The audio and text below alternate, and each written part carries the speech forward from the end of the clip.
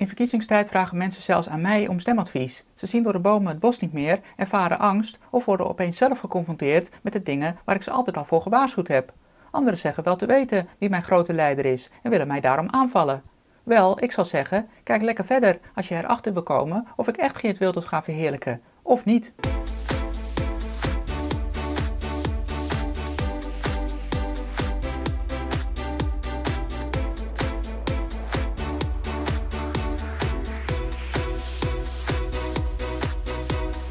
Zoveel mensen, zoveel meningen. Als ik simpelweg een partij ga promoten, dan is het niet objectief. Dan lijk ik net een beautyvlogger die niet weet waar ze over praat. Daarom wil ik een tip geven en een methode uitleggen waarmee je een verantwoorde keuze kan maken. De beste tip is, betrek de geschiedenis van de politiek bij je keuze. Alle bekende politieke partijen die geregeerd hebben, bestaan al tientallen jaren. Dat heeft tot een resultaat geleid. Dat zijn objectieve feiten. De stortvloed aan informatie die je krijgt in de weken voor de verkiezingen is allemaal nep. Het is alleen maar bedoeld om je te laten stemmen. Want partijen die al 60 jaar hetzelfde doen, gaan echt niet opeens veranderen. Laat je vooral niet beïnvloeden door de waan van de dag. De volgende zaken kan je negeren. Hecht geen waarde aan partijprogramma's. Dat is propaganda, reclame. Reclame liegt altijd.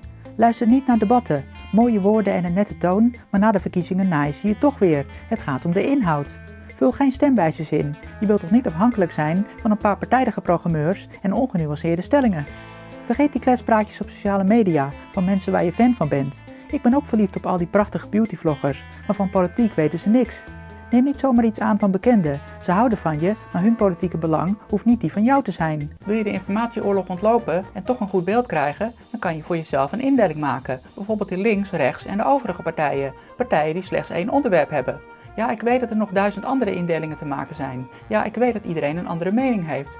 Ja, ik weet dat er altijd mensen zullen komen die willen discussiëren over irrelevante details. Maar je moet ergens beginnen. Als je stemadvies zoekt, heb je je waarschijnlijk onvoldoende verdiept in de politieke actualiteiten. En er is geen tijd meer om je alles precies uit te leggen. Over de verdeling links en rechts heb ik het vaker gehad. Links staat voor een grote overheid, globaliseren, Europa, nivelleren, zieligheidsindustrie en dat financieren met hoge belastingen of bezuinigingen. Rechts staat voor een kleine overheid, individuele vrijheid, soevereiniteit, baas in eigen land, lagere belastingen en dat financieren door minder te verspillen. De overige partijen hebben vaak slechts één onderwerp. Laat je niet verleiden tot discussies over wat precies in welk vak je hoort. Kies gewoon één vak van de 3 en de rest valt af.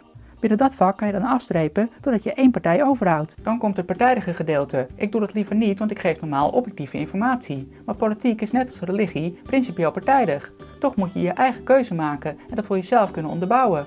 Gebruik daarvoor de kennis die je jarenlang hebt opgedaan. Ik ga je niks opleggen. Wel kan ik een voorbeeld geven van hoe je het eventueel kan aanpakken. Je kan de partijen ook in categorieën verdelen. 1. Eurofiele middenpartijen. VVD, CDA, D66 en PvdA zijn allemaal eurofiel en hebben de afgelopen 40 jaar met elkaar geregeerd. Resultaat? 500 miljard schuld, bijna 4 miljoen allochtonen en duizenden kranten voor ellende.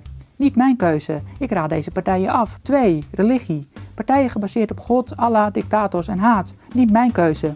Ik raad deze partijen af. Kerk en staat horen gescheiden te zijn en als Nederland niet goed genoeg is, ga dan weg. 3. Protestpartijen. Oneens met de democratie. Niet mijn keuze. Stem dan blanco of een partij die nog nooit geregeerd heeft. 4. Klassiek links. Nieuwe wegen. Oud PvdA, socialisme, alternatief voor de PvdA. SP, communisme, socialisme, niet altijd blij met de EU. GroenLinks, nivelleren, klimaathysterie, milieu, groen. 5. Klassiek rechts, PVV, tegengaan islamisering, uit de EU, minder verspillen aan linkse hobby's, terugdraaien socialisme. Forum voor Democratie, intellectuele, genuanceerde versie van de PVV, alternatief voor de VVD of mensen die niet op Wilders willen stemmen. VNL, liberaal, eurosceptisch, vlaktax, kleine overheid, puntengejat van de PVV. Ondernemerspartij, Hero Brinkman, puntengejat van de PVV. Libertarische partij, zo klein mogelijke overheid, anarchisme. 6. Overig. Piratenpartij, hervorming auteursrecht, alles is van iedereen. Privacy om dat mogelijk te maken. 50+, oudere partij. Partij voor de Dieren, tegen de bio-industrie, groen, komt op tegen dierenleed, alternatief voor GroenLinks. Voor de liefhebbers toch nog een concrete aanbeveling. Ben je rechts, PVV of Forum voor Democratie? Ben je links, SP? Ben je gelovig, SGP? Kan je niet kiezen, Partij voor de Dieren, Piratenpartij of stem gewoon blanco? Hoogstwaarschijnlijk zullen veel mensen boos en teleurgesteld zijn. Zij willen discussiëren over details, zij willen partij trekken. Waar het om gaat is dat je in het algemeen kan zeggen aan welke kant je staat. Daarna kan je het verfijnen. Zelfs als je dat helemaal niks vindt, heb je er toch op een andere manier over nagedacht. Ik hoop dat je dan toch tot een helder inzicht bent gekomen. Tot slot het advies om te gaan stemmen. Je krijgt zelfs 1 keer in de 4 jaar invloed. Maak daar gebruik van, want normaal heb je niks te zeggen.